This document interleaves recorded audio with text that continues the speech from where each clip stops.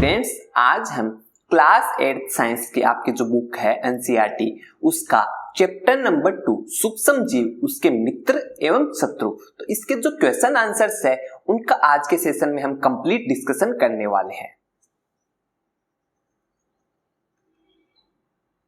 तो आपका first question है कि रिक्त स्थानों की पूर्ति कीजिए। तो आपको लाइंस दी गई है और उनमें रिक्त स्थान दिए हुए हैं, तो उनकी आपको पूर्ति करनी है। तो फर्स्ट क्वेश्चन है इसमें कि सूक्ष्म जीवों को निम्न की सहायता से देखा जा सकता है। तो सूक्ष्म जीवों को किसकी सहायता से देखा जा सकता है? सूक्ष्मदर्शी से। सूक्ष्म जीव कौन कौन से होते हैं? प्रोटोजोआ, फंगस, कवक हो गए, जो बैक्टीरिया हो गए, वायरस हो गए, ये सभी क्या है? सूक्ष्म जीव है। और इन सूक्ष्म जीवों को किसकी सहायता से देखा जा सकता है? सूक्ष्मदर्शी की सहायता से इनको देखा जा सकता है। नेक्स्ट है कि नील हरित शैवाल है वो वायु से रिक्त स्थान का स्थिरीकरण करते हैं, जिससे मिट्टी की जो उर्वरता है में उसमें वृद्धि होती है। तो जो नील हरित जो शैवाल है वो वायु से जो नाइट्रोजन है उस नाइट्रोजन का स्थिरीकरण करते हैं और इससे क्या होगा, जो मिट्टी है उस मिट्टी की उर्वरता में वृद्धि होती है। तो आपको यहाँ रिक्त स्थान में बढ़ना है नाइट्रोजन। नेक्स्ट है एल्कोहल का उत्पादन रिक्त स्थान फिर है नामक सूक्ष्म जीव की सहायता से किया जाता है। तो जो एल्कोहल का उत्पादन मतलब चीनी से एल्कोहल का उत्पादन यीस्ट नामक जो सूक्ष्म जीव है उसकी सहायता से किया जाता है। नेक्स्ट है हैजा है वो किसके द्वारा होता है? हैजा घरेलू मक्खी। हैजा जिस बैक्टीरिया के कारण होता है उस बैक्टीरिया को फैलाने का मुख्य कारक कौन है? घरेलू मक्खी। तो इस कारण से हैजा है वो फैलता है। नेक्स्ट आपका सेकंड क्वेश्चन है कि सही शब्द के आगे आपको राइट का निशान है वो लगाना है। तो आपको दिया है कि यीस्ट का उपयोग निम्न में से किसके उत्पादन में होता है? चीनी, एल्कोहल, हाइड्रोक्लोरिक अम्ल या ऑक्सीजन। तो जो यीस्ट है, यीस्ट का उपयोग किसमें? चीनी को एल्कोहल में परिवर्तन करने के लिए उपयोग किया जाता है। तो आपका सही आंसर क्या हो जाएगा? Alcohol, option B. नेक्स्ट है आपका इसमें कि निम्न में से कौन सा प्रतिजैविक एंटीबायोटिक है वो कौन सा है? एंटीबायोटिक क्या होते हैं? एंटीबायोटिक वे सूक्ष्म जीव होते हैं जो सूक्ष्म जीवों की वृद्धि को रोक देते हैं और साथ ही साथ उनको समाप्त कर देते हैं। तो एंटीबायोटिक कौन से हैं? इन आपके चार ऑप्शन में से जो स्ट्रेप्टोमाइसिन है वो क्या है? एक एंटीबायोटिक है। तो ऑप्शन बी आपका सही आंसर हो जाएगा।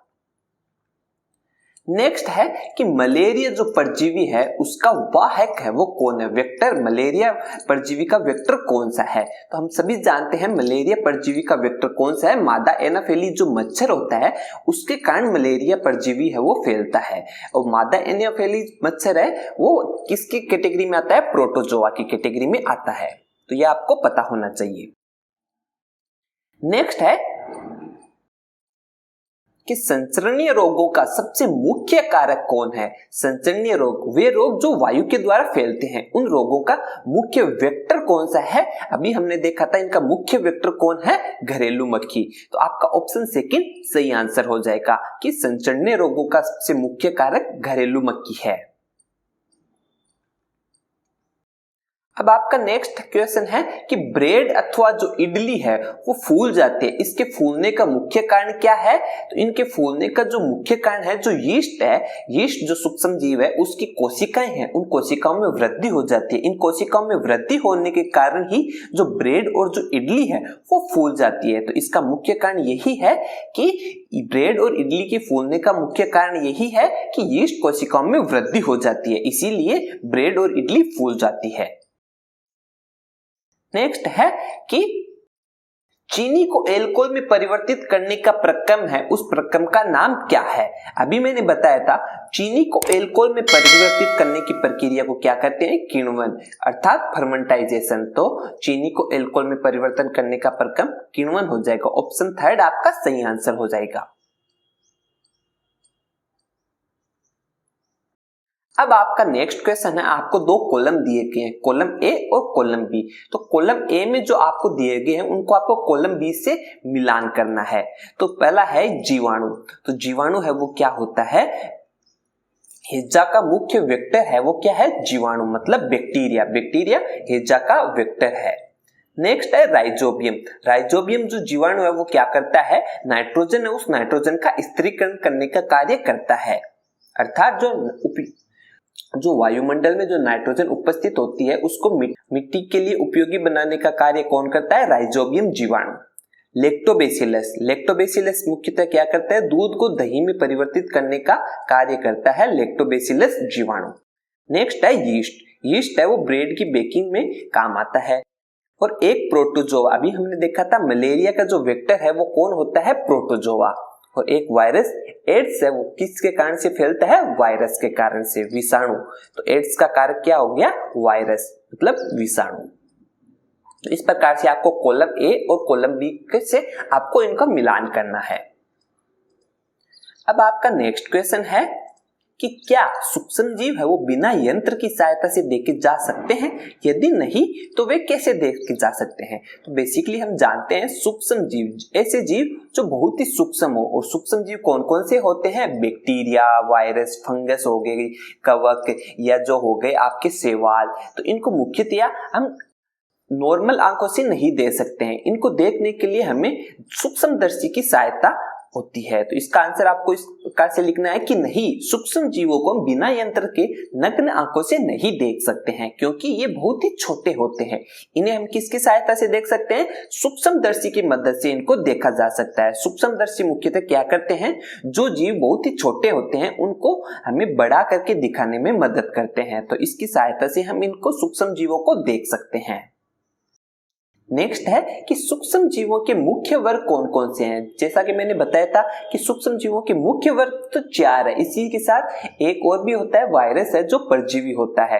तो मुख्यतः जो 4 है वो कौन से होते हैं? बैक्टीरिया, कवक हो गए, प्रोटोजोआ हो गए और ये शैवाल। तो ये तो है मुख्य वर्ग। और इसके साथ एक होता है परजीवी, जो क्या है? वो होता है वायरस। तो ये मुख्य वर्ग होते हैं। नेक्स्ट आपका क्वेश्चन है कि जो वायुमंडलीय नाइट्रोजन है उसका मिट्टी में स्थिरीकरण करने वाले सूक्ष्म जीवों के नाम लिखिए। मतलब जो वायुमंडल में जो नाइट्रोजन है उसको हम सीधे उपयोग नहीं ले सकते हैं, तो इसका उपयोग है वो कुछ जीवाणु है वो इसको उपयोगी नाइट्रोजन बनाने का कार्य करते हैं। वो कौन कौन से होते हैं? जो राइजोबियम जीवाणु है और जो मिट्टी में उपस्थित कुछ ऐसे जीवाणु भी होते हैं, और जैसे नील हरित शैवाल, ये क्या करते हैं? जो वायुमंडल में जो 78% जो नाइट्रोजन उपस्थित है उसका उपयोग है वो मिट्टी के लिए, मिट्टी को उपजाऊपन बनाने के लिए कार्य करते हैं। तो इस प्रकार से आपको इसका आंसर लिखना है। नेक्स्ट आपका क्वेश्चन है कि हमारे जीवन में जो उपयोगी सूक्ष्म जीव है उनके बारे में आपको कोई सी भी 10 पंक्तियां लिखनी है। आप जो भी आप दिनचर्या में आप इनको देखते हैं उन्हीं लाइनों को आप यहाँ लिख सकते हैं। जैसे कि यहाँ मैंने लिखा है कि वायुमंडल में जो प्रदूषण है उस प्रदूषण के स्तर को कम करने के लिए भी हम सूक्ष्म जीवों का उपयोग है वो किया जाता है। ये कृषि में मृदा की उर्वरता में वृद्धि करने में भी सहायक है। जैसे बताया था मैंने कि जो वायुमंडल में जो नाइट्रोजन है वो उसको राइजोबियम जीवाणु और जो नीलहरित शैवाल है वो उपयोगी मृदा की जो उर्वरता है उसको बढ़ाने के लिए सहायता करते हैं। जीवाणुओं का प्रयोग औषधि दवा बनाने में भी किया जाता है। ये मनुष्य और जंतु को बीमारियों से बचाने में भी उपयोगी होते हैं। जैसे हम एंटीबायोटिक देते हैं वो इसी प्रकार का कार्य करते हैं। कई प्रकार के जो समुद्री शैवाल है उनका उपयोग चीन और जापान में भोजन के रूप में भी किया जाता है। तो इस प्रकार हम कह सकते हैं कि सूक्ष्म जीवों का उपयोग हम भोजन के रूप में भी करते हैं। मशरूम जो एक खाद्य कवक है, ये एक प्रकार का क्या है? कवक है, परंतु इस मशरूम को हम खाने में भी उपयोग करते हैं। नेक्स्ट है जो पेनिसिलिन दवा मुख्यतः किससे बनाई जाती है? कवक से बनाई जाती है। इस प्रकार से हम कह सकते हैं कि सूक्ष्म जीवों का उपयोग हम दवाइयां बनाने में भी करते हैं। खमीर, शराब और जो बेकरी प्रोडक्ट्स है जैसे ब्रेड और केक, इनको बनाने में भी हम सूक्ष्म जीवों की सहायता लेते हैं। तो इस प्रकार से हम इसका आंसर लिख सकते हैं। लेक्टोबैसिलस मुख्यतः क्या करता है? जो दूध को दही में परिवर्तित करने या पनीर को बनाने में मदद करता है। और इसी के साथ हम कह सकते हैं जो सूक्ष्म जीव है वो विघटित होते हैं और वे पदार्थों के पुनर्चक्रण में भी मदद करते हैं। तो इस प्रकार से हम देख सकते हैं कि जो सूक्ष्म जीव है वो हमारे जीवन में बहुत ही उपयोगी है। नेक्स्ट आपका जो क्वेश्चन है उसमें है पूछा है कि सूक्ष्म जीवों द्वारा होने वाले जो हानिकारक प्रभाव है उनका संक्षिप्त विवरण है वो आपको यहाँ लिखना है। तो सूक्ष्म जीवों से होने वाली हानियां है वो निम्नलिखित है। क्या है कि कुछ जीवाणु जो होते हैं वो पौधे और जो खाद्यान्न है उनको नष्ट कर देते हैं, तो ये इसकी एक प्रमुख हानि है। और कुछ कवक है वो जैसे दाद, खाज, खुजली जैसे चर्म रोग उत्पन्न करते हैं, ये भी एक इसकी हानि ही है। और कुछ कवक है वो जो पौधों को संक्रमित करके उनमें रोग उत्पन्न कर देते हैं। कुछ कवक है वो खाद्य पदार्थों को विषाक्त बनाकर उनको नष्ट कर देते हैं। और कुछ जीवाणु जो मनुष्य व पशुओं में रोग भी उत्पन्न करते हैं। तो इस प्रकार से हम कह सकते हैं कि सूक्ष्म जीव है उनके द्वारा कुछ फायदे होते हैं तो कुछ नुकसान भी होते हैं जो हमने यहाँ लिखे हैं। इसमें एक आप यह भी लिख सकते हो कि कुछ कवक है वो हमारे खाने के सामान को भी नष्ट कर देते हैं, जैसे ब्रेड में कवक फैलने से ब्रेड है वो खराब हो जाती है। नेक्स्ट है कि प्रतिजैविक क्या है और प्रतिजैविक लेते समय कौन सी सावधानियां रखनी चाहिए। प्रतिजैविक मतलब एंटीबायोटिक। एंटीबायोटिक मुख्यतः क्या करते हैं, जो बीमारी पैदा करने वाले जो सूक्ष्म जीव है उनको नष्ट कर देती है और साथ ही जो सूक्ष्म जीव है उनको नष्ट करने के साथ वो उनकी वृद्धि को भी रोक देती है। तो इसे क्या कहते हैं, एंटीबायोटिक या प्रतिजैविक।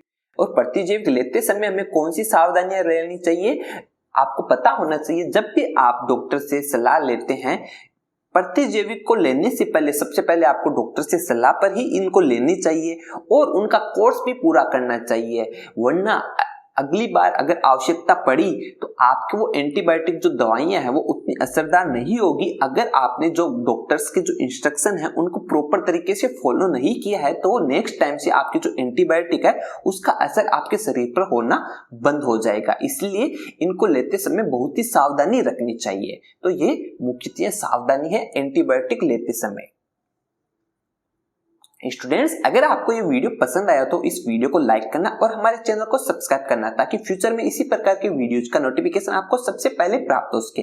Thank you so much.